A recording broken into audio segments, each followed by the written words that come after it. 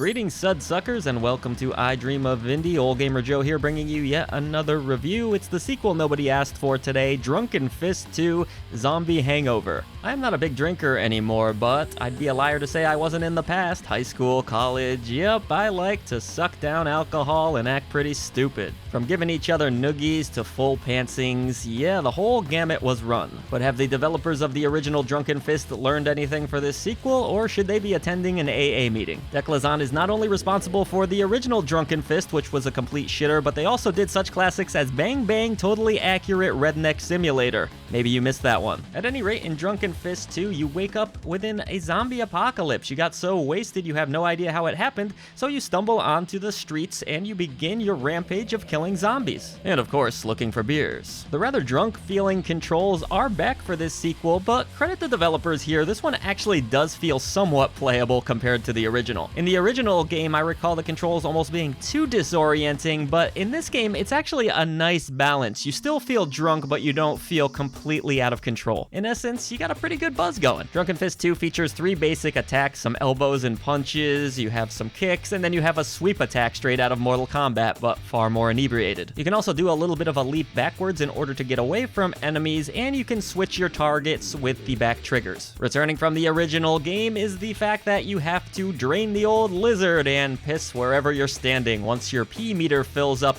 you gotta let loose, and you can of course slide and slip on your own pee-pee. This guy must be drinking some Miser Brow or a cheaper equivalent, because boy does he piss a lot. You'll need to break the seal often, because if you don't, you will lose a little bit of health. I get that the idea of this game is to feel all janky and wonky, and that's part of the attraction to it, but it really sucks when your elbows just go through enemies, your attacks that are clearly hitting that enemy don't register. The whole gimmick will wear thin rather quickly, which is a good thing because there's only 8 levels and this thing's over in about an hour. It's over so damn fast, I guess this lead character has a case of the whiskey dick. You also don't really have any incentive to go back. Once those 8 levels end, really all you have to shoot for is a high score, and there's no leaderboards or anything like that, so you're pretty much going to be done with it. I also have to note that I remember not being able to make much progress in the original at all, but I flew right through this game. There's plenty of beers scattered across the map, which ironically restore health, and I didn't notice any difficulty options either. This game has less choices than my local dive bar, but that's always an easy choice. Don't go. I do have to say that the developer has kicked up the visuals a little bit on this one, though. There's decent zombie variety here. You have some clown zombies, you have zombies in construction hats,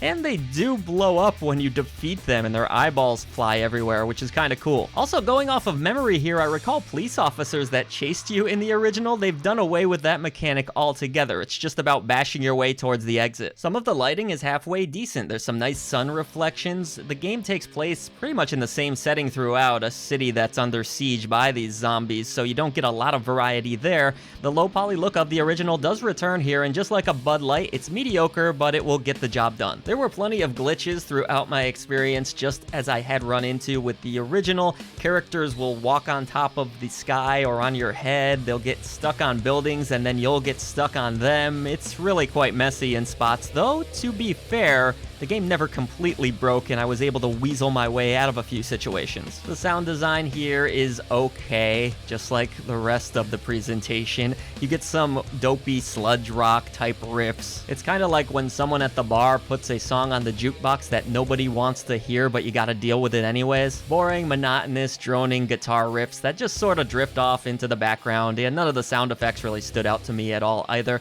but it's better than the guy that plays Smash Mouth. Look, the first game wasn't very good, and this one isn't either. You're obviously in this one for the laughs, and the laughs are short-lived. Ask yourself this question: would you rather just get drunk and stumble around your house and have a good old time, or would you rather play Drunken Fist 2? One of them is easier on your liver, the other might lead to a few drunk dials, but they're both bad decisions. Much like a drunken night of debauchery, we used to call this hair of the dog that bit you, you'll want to drink again just to forget it. Thank you so much for supporting clickbait-free content here at I Dream of Indie. We would now like to take a moment to shout out our brave indie warriors and legends that help to make this channel possible. At the Indie Warriors tier, we have Bill, Christian Cruz, Adriana Amato, CJR, PSC, Julian Colbus, Jesse, Ray Lynn, Marky Mint, Dave Hart, Peekaboo, Lex Noyle, Strict9, and Chic Geek. At the Indie Legends tier, we have Jen Rose, Larkison, Mitchell, Hall, Skeptism, C. Coyle, Nathan Moore, Chris Jackson, Mr. W, Blue Francis 14, The Beefarinis, Business Cody, Chiron, Jace Glover, King of the Hatch, Ophidian Mind, and Lord Metroid. Thank you so much for all that you do for independent developers, publishers, and for I Dream of Indie. Everybody else head down to the description box below. Let's defeat the gaming echo chamber and bring a voice to the voiceless ones in gaming.